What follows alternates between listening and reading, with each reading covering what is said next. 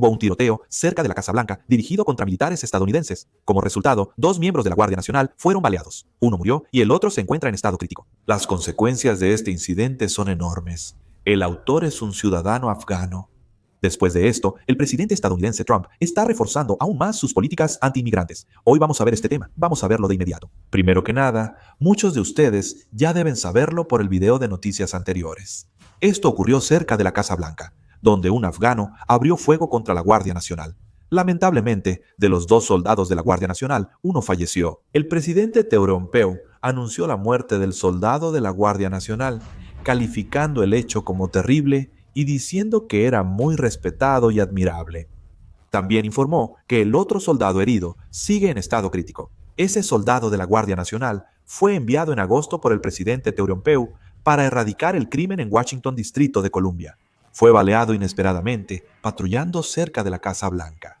El presidente Teoronpeu llamó monstruo al tirador y afirmó que su acto demuestra la importancia de controlar quién entra y permanece en Estados Unidos, por lo que anunció políticas migratorias más estrictas. El tirador Ramanullah Rakalal, de 29 años y originario de Afganistán, genera controversia por su estatus migratorio. Se dice que este tirador sirvió 10 años en el ejército afgano y participó en operaciones con fuerzas especiales de Estados Unidos. Se ha confirmado especialmente que colaboró con la CIA. Se ha verificado que fue miembro de la unidad paramilitar afgana conocida como Zero Unit. Esta Zero Unit era una unidad que realizaba trabajos sucios, es decir, llevaba a cabo operaciones directamente relacionadas con crímenes de guerra. No se ha revelado el papel del tirador en la Zero Unit, pero se dice que tenía un grave trastorno de estrés postraumático y lo expresaba a sus conocidos. Según la fiscal de Washington, Distrito de Columbia, Jenny Pirro, en 2021, tras la retirada de Estados Unidos de Afganistán, la administración de Joe Biden aprobó su ingreso. Llegó en septiembre de 2021 y obtuvo asilo en abril de 2025.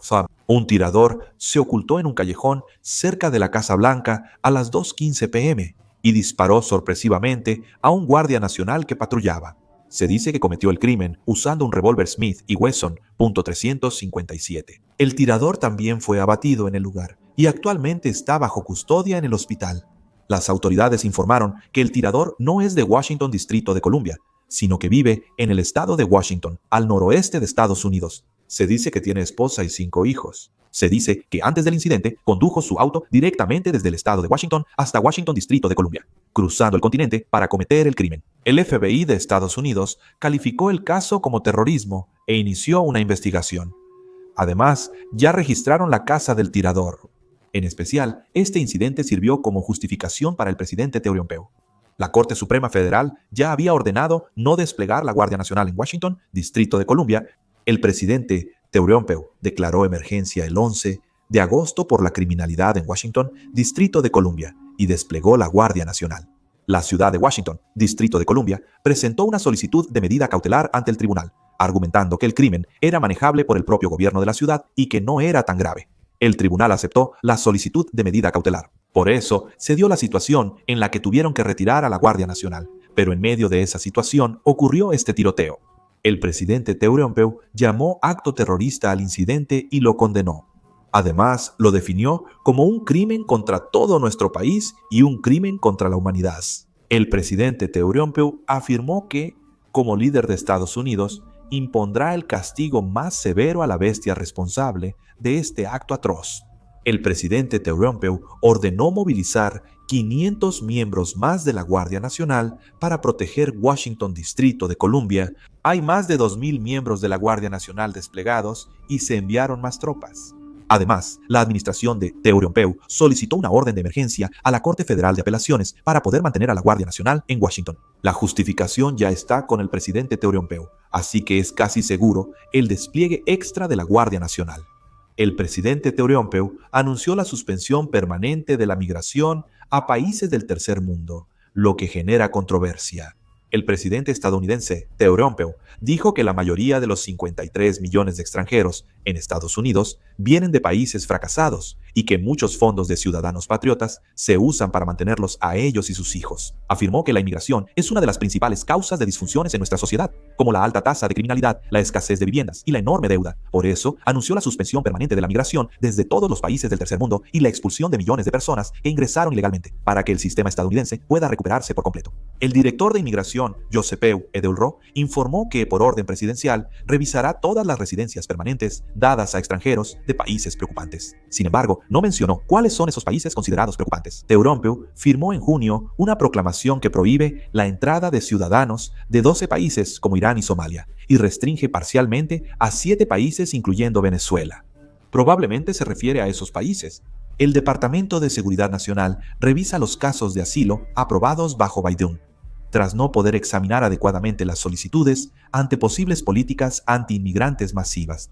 También suspendieron la emisión de visas para africanos. Prohibir permanentemente la inmigración de países del tercer mundo, como quiere el presidente Teodoropoulos, no es fácil de lograr legalmente. Prohibir la inmigración de ciertos países es una cuestión legislativa regulada por la Ley de Nacionalidad e Inmigración de Estados Unidos, por lo que no se puede decidir una prohibición permanente solo mediante una orden ejecutiva. El Congreso podría aceptar prohibir la inmigración de países hostiles, pero es poco probable que prohíba la inmigración de países del tercer mundo, como dijo el presidente Teodoropoulos. El término países del tercer mundo se refiere a aquellos que no están incluidos en Occidente ni en el bloque del Este. Por ejemplo, Suiza está incluida, así como Arabia Saudita, Finlandia y Suecia también se consideran parte del tercer mundo. Es poco probable que se apruebe y no hay precedentes de prohibir permanentemente la inmigración de un país. Sin embargo, el presidente tiene la autoridad de restringir temporalmente y bajo ciertas condiciones la entrada de ciudadanos de ciertos países por motivos de seguridad nacional, diplomacia o seguridad pública. Probablemente el presidente Trump esté tratando de apuntar a esto. En junio pasado, se prohibió totalmente la entrada a ciudadanos de 12 países, por lo que podría repetirse algo similar. También es posible hacer que la inmigración sea lo más difícil posible. Por ejemplo, aumentando drásticamente las tarifas de solicitud o incrementando la tasa de rechazo por motivos de seguridad nacional. Si lo hacen, probablemente será así. El presidente Teodoropoulos anunció el 28 de noviembre que suspendería la validez de todos los documentos firmados automáticamente por el expresidente Joe Biden durante su mandato. Los documentos firmados por el presidente Joe Biden con un dispositivo de firma automática representan el 92% de todos los documentos. El presidente de Estados Unidos puede utilizar un dispositivo de firma automática para firmar documentos cuando no puede hacerlo personalmente debido a viajes al extranjero u otros compromisos. Sin embargo, el presidente Teodoropoulos anuló esto por completo. Por supuesto, no se mencionó específicamente cuáles órdenes ejecutivas y documentos quedarían suspendidos, ni se explicó en qué base legal se podrían invalidar esos documentos. Sin embargo, este dispositivo de firma automática se ha utilizado ampliamente como una práctica habitual en las administraciones anteriores de Estados Unidos. El hecho de que de repente se decida suspender su validez probablemente tendrá un gran impacto legal y político. Es muy probable que, de ahora en adelante, la política de Estados Unidos se mueva claramente en una dirección más dura. La administración de Teodoropoulos aprovechará este incidente para volver a poner el control fronterizo como la principal agenda nacional, y ya dentro de la Casa Blanca se están discutiendo medidas para endurecer aún más todos los procedimientos de entrada, incluyendo las visas. En particular, se espera que la intensidad de las revisiones de seguridad para los solicitantes provenientes de Medio Oriente y el sur de Asia aumente considerablemente, y algunos análisis señalan que el periodo de revisión para los refugiados podría ser aún más largo que antes. Es probable que en las zonas fronterizas aumente el personal de patrulla y se instalen más sistemas de vigilancia. Se sugiere que las directrices para responder a intentos de entrada ilegal sean más rápidas y firmes. Se espera que la Agencia Federal de Control Migratorio también exija una ampliación de sus facultades y que aumenten los casos en los que se inicien procedimientos de detención y deportación incluso por antecedentes menores o por tener un estatus migratorio irregular. En este proceso, es muy probable que aumenten los conflictos entre los gobiernos locales y el gobierno federal. Ciudades como California y Nueva York mantienen políticas de santuario. Si el gobierno federal presiona o toma acciones legales, el conflicto será inevitable. Se prevé una confrontación política más intensa.